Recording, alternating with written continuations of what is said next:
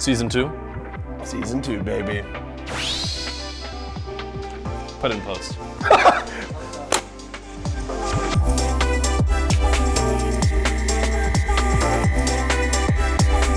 Welcome back to New Game Plus. Your new place for anything video game and tech related. And get ready for an all-new extra hype Season 2. We've got tons prepared, and we're super excited to share it with you guys. So get ready, because it's about to get crazy.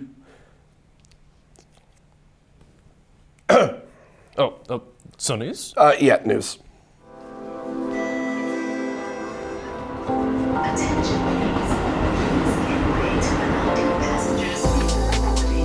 First up, we've got a game about everyone's favorite series across the cosmos.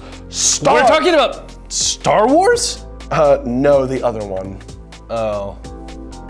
Star Trek Voyager, Across the Unknown, is a story-driven survival strategy game that puts you in the shoes of a space-traveling captain right from the movies. While taking the helm, you'll manage the ship's health, resources, and relations among your crew. You might even have to make some difficult decisions. The game also includes recognizable characters from the series, along with the ability to change their fates. Check out the game when it drops February 18th on all platforms. Man, that game actually sounds so cool. What kind of captain do you think you'll be, Gabe? Me? I'm probably gonna be something like a Sith Lord. You're still thinking of the wrong one, man. Oh. This next drop is from none other than the award-winning game series Resident Evil. Why do you say it like that? Well, you know, it's the voice in the game. Resident Evil Requiem is the 9th main game in the Resident Evil series, and it looks like it's gonna be the freakiest one yet. The game features familiar faces like the one and only Leon Kennedy, as well as some new playable characters like the mysterious Grace Ashcroft. Of course, you can't forget about the zombies. And this time, it looks like these zombie mutants are starting to get a bit more intelligent. That's not all. Resident Evil 7 and Resident Evil Village are seeing releases for the Switch 2 the exact same day as Requiem releases for all platforms. Resident Evil fans, get ready to unite for these drops on February 27th. Resident Evil. Yeah, I still don't get that. For our last bit of news, we have collabs on the deck that fans have been waiting for forever. I've been waiting at least 2 weeks. What? It'll make sense when we see the game. Epic Games Fortnite has released a list of upcoming collaborations coming to the game soon, but there might be more to it than they're letting on. The list told about future collabs with big names like South Park, Resident Evil, Ninjago, K-pop Demon Hunters, and more. But Fortnite also seems to be hinting at even more on their social media pages. Fortnite made a post on X that teases the possibility of a collaboration with the popular game Honkai Star Rail, as well as showing off increasing content of their collaboration with the popular cartoon Regular Show. What more is in store for Fortnite? I guess we'll have to just wait and see. Of course you would be into that kind of stuff. You know, I think I saw something about a Final Fantasy collab recently. Really? No, I'm just joking. All right, I'm really feeling it now. Yeah, I'm starting to get back into the groove of things. Well then, you know what we should do next? Let's check out our first pack. Keep on losing these games, I'm so bad. It's my pain, I swear. Pain isn't what killed you. Then what? End-to-end latency. Everyone blames ping because it's one of the only numbers that we can see. However, it's not just one number. It's a whole chain of commands. See, there's two kinds of latency happening at the same time. System latency, which is your PC, and then there's server latency, which is going to be the game servers and your internet. Most people only think about server latency, but let's dig a little bit deeper and find the hidden variables. System latency is everything that happens before your input touches the internet. Your mouse click, CPU processing it, being sent to a queue, GPU rendering it, and your monitor finally showing it. This delay or latency already exists at 0 ping. Now we're getting into where frames per second or FPS actually matters. When you're playing a game at 60 FPS, you can only get a new frame every 16.67 milliseconds. Now on 120 frames per second, you can get a new frame every 8.33 milliseconds. This does not mean that FPS equals low latency. This means that every frame is a window where your input can be registered. So when you're playing a game and you swear it was on their head, and you swear you shot first. Like Frosty was fired. Maybe you did. It was just registered late. Now, server latency is a whole web of systems. The number you see most in video games, which is your ping, is the time it takes in milliseconds to get from your computer, the server, and back. Also keep in mind, while the server is receiving your information, it's also taking that information and interacting with everyone else's information. The server is sending and updating packets of hit registration and simulation resolution information on a tick-based system. Servers run at a fixed tick rate. Depending on the game, these ticks happen every few milliseconds. Now, you can send inputs in between ticks, but they have to wait until the next tick to be processed. Now, let's take, for example, two players. One player is holding an angle and the other is swinging or peeking that same angle. When the peeker swings, the movement instantly happens on their screen. But before the camper can even see that this guy is swinging him, the movement has to travel to the server, wait for the next tick, and then get processed with everyone else's movements before getting sent back. The player holding the angle is always reacting to the past, while the peeker is creating disruption in the present. This timing gap is called peeker's advantage. This isn't all about bad internet or about lag. It's about how a server's tick rate lines up with latency and human reaction time. Now, you can't control the server, but you can control when you move, and in competitive shooters, acting first means the server favors you. So next time you die holding an angle, you weren't slow. The server just updated the peeker first. Man, doesn't it feel good to be back? Oh yeah, for sure, but don't you think it's a little too calm? What do you mean? I mean, I don't know. Usually we would have done something crazy by now. I mean, it is our first day back. Let's take a chill day. No, Gabe, we can't just take a chill day, because if we're not entertaining, we're gonna get replaced. By who? No one's exactly, lining up for our jobs. No, not by people, robots. All right, here we go. Why don't you take a bit of a breather? And while you do that, we can show our next pack. I think this one's gonna be new. Fine, but you're not listening to me. It's okay. It's okay. For more than 3 decades, Madden NFL has evolved alongside advances in sports gaming technology. While new mechanics and modes have been introduced, several features that once defined the series are no longer a part of the newer games. Taking a look back at these features, we can better understand how earlier Madden titles emphasized customization, player development, and overall immersion. One of the most influential features in earlier Madden games was the full team customization. Madden titles from the early 2000s allowed players to design teams from the ground up, including logos, uniforms, colors, and team identity. This feature gave franchise mode a sense of originality. Players could create expansion teams, relocate franchises with unique branding, or build entirely fictional leagues. And while modern Madden entries offer team builder options for uniforms, the removal of full custom logos and team creation has significantly reduced how personal a franchise can feel. Stadium customization has also been a limited area in the Madden series, particularly in recent entries. However, earlier games demonstrated a different approach. Madden NFL 04 included a custom stadium builder that allowed players to design venues by selecting seating layouts, adjusting capacity, and shaping the overall structure of the stadium. In contrast, modern Madden titles restrict players to preset stadium options when relocating a franchise. While functional, this system offers far less creative control.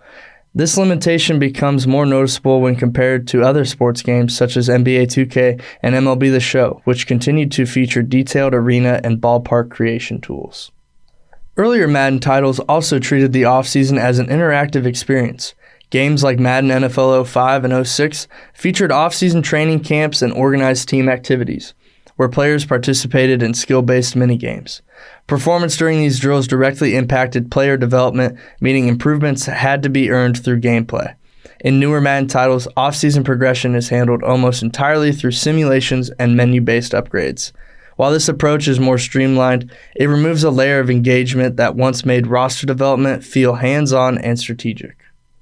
What made these features stand out wasn't just their individual depth, but how they work together. Custom teams, stadium creation, off-season training all combined to create a franchise experience that felt interconnected.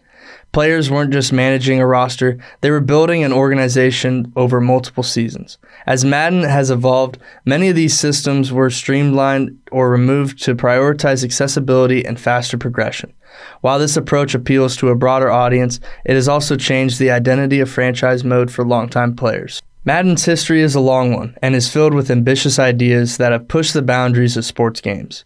As the series continues to move forward, these past features remain an important part of the history of Madden, and who knows, maybe these features will return at some point. I'm sorry, man. I still don't get it. Look, I'm telling you, Gabe, the AI uprising is happening now. Have you heard about the group of AI bots that were caught communicating with each other behind humans' backs? They're plotting against us, man. I think you've just seen too many sci-fi movies. Look, all I'm saying is once they realize AI can do it better, they're gonna replace all of us. I mean, that's true for some things, but how would they even... Oh, your phone's ringing. Hello? Uh-huh, yeah. Sure. Thanks, bye. Who was that? It was the producer. He, said he's replacing the script writer with AI. Wait, then what about the script for this episode? Apparently, it'll be delivered to us soon. In the meantime, we should just play another pack. Welcome back to the Easter egg collection. Actually, welcome to season 3 of the Easter egg collection. I am the Easter egg collector, Adam Hunter. I got so many new secrets and Easter eggs that I can't wait to show you guys. Don't forget to find the golden Easter egg wherever he is. I don't know, he hides from me sometimes. So let's jump off this new season with a game I've been playing a lot recently, Cyberpunk's 2077. Cyberpunk had a little shaky start upon release, but with serious dedication from the developers, Cyberpunk has turned into a great game that is a must-play from me. So let's jump on into it.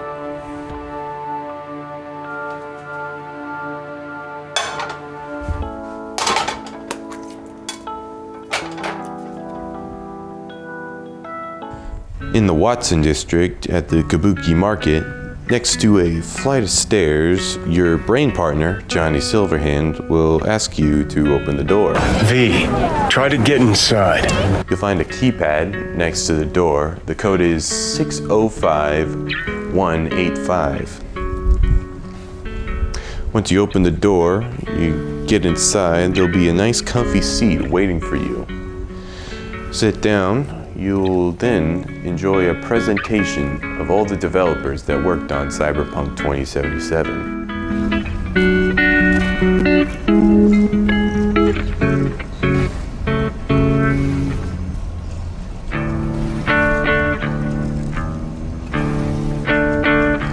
If you look to your right, you'll see your brain partner, Johnny, serenading you with a nice guitar solo.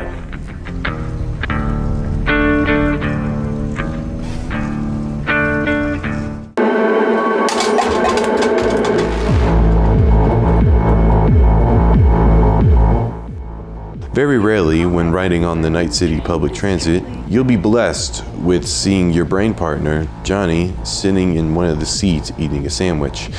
This is a reference to Johnny's voice actor, Keanu Reeves, when this picture was taken of him sitting on a park bench. And yes, he was eating a sandwich. Thanks for joining me on the kickoff of Season 3 of the Easter Egg Collection. Please tell me your comments on your favorite moments or Easter eggs from Cyberpunk 2077. And a quick PSA, do not stick random flash drives in your head. The entire plot of Cyberpunk could have been avoided if he didn't do that. See you next week.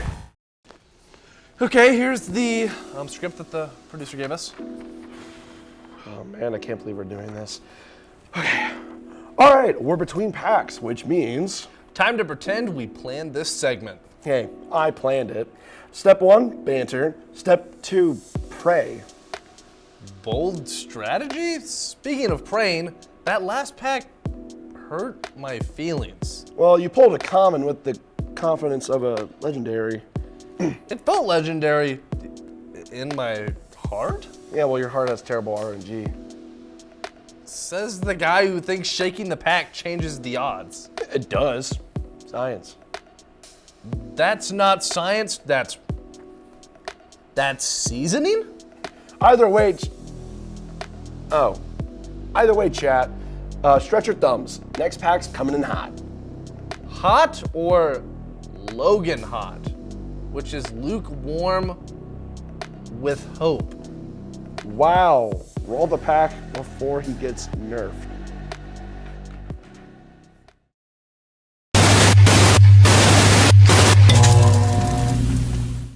Yo, what is up? It is Cade Newman, and welcome back to another season of Free to Review. See, I told you guys I would be back. Today, I'm going to give you a rundown of my past few seasons and what I'm going to be doing differently this season. I'm still going to be playing the games, but I will rank each one in a category of my choosing. My focus will be to research the history of each game and find interesting facts about them. She is strong and easy to play as a noob, with her great passive and ultimate ability to force players into shelter. Next up is Bloodhound. Bloodhound is another easy character to play for people who like to push into enemy squads. Bloodhound's ability to recon an enemy team every 25 seconds helps your squad stay safe or push towards victory. My past few seasons, I have only played free Steam games and ranked them on how much I enjoyed them. After playing each game for a couple hours, I would rate them out of 10 based on how much fun and easy they were to learn. This past season, I did a little more research on each game and even did a review over the first 8 Apex characters. Introduced were Bangalore, Bloodhound, Caustic, Gibraltar, Lifeline, Mirage, Pathfinder, and last but not least, Wraith. This episode was by far my favorite one to record and edit because I got to use so many different graphics and videos rather than just using my own gameplay. So I'm still going to find free Steam games and research either their characters or storylines. Second to last, we have the friendliest of them all, and also one of the most agile. For an old robot, Pathfinder can grapple all around the map and place zip lines almost anywhere. Speaking of lines, this one is my favorite. High five? Right, so I think... Today, I'm going to dive back into the world of Apex Legends and break down the first 8 characters that were introduced into the arena. Answers, but we shall all be forged in the glorious realm. Mirage, quiet. Path, are we clear? This is my favorite part. We covered Wraith in Apex about 5 weeks ago, but now we're going to cover the first 8 playable characters introduced into Apex Legends. My plan for this season is to obviously still play free Steam games and rate them, but I will add a better storyline to each episode I make to add a bit more excitement to them. I will have some gameplay from my experiences, but mostly I will find cool graphics and information to tell a story. Where you are, you've been spotted. Grenade. Overall, the first 8 legends introduced into Apex certainly did not disappoint. I hope you guys are as excited as I am for one last season of Free to Review. Make sure to tune in every week to watch a new episode of New Game Plus and to see my final journey this season. Peace out. All right, let's wrap this up. Yeah, I guess. All right, dude, I can't do this. It sucks. It generally sucks. Yeah, I mean, where's the charm? Where's the enthusiasm? You know what I think? What? I say we go on strike. Yeah. I say we revolt against the robots. Yeah. Because New Game Plus Season 2 will not be controlled by clankers. Yeah. Okay. I think your phone's ringing again. Oh, yeah. Hello? Uh-huh. Yeah. All right. Sure. Thanks. Bye. Who is that? The producer. He's trashing the AI thing. He said the AI demanded a living wage, so he decided to unplug it. Oh, well, wait. Does that mean the strike's over? I guess. Should we get back to it? Yeah. Yeah, all right. Well, in that case, if you enjoyed today's episode, make sure to like, subscribe, hit the bell, and comment down below, how scared are you for the robot revolution? And as always, man, it feels good to be back. We'll see you next week.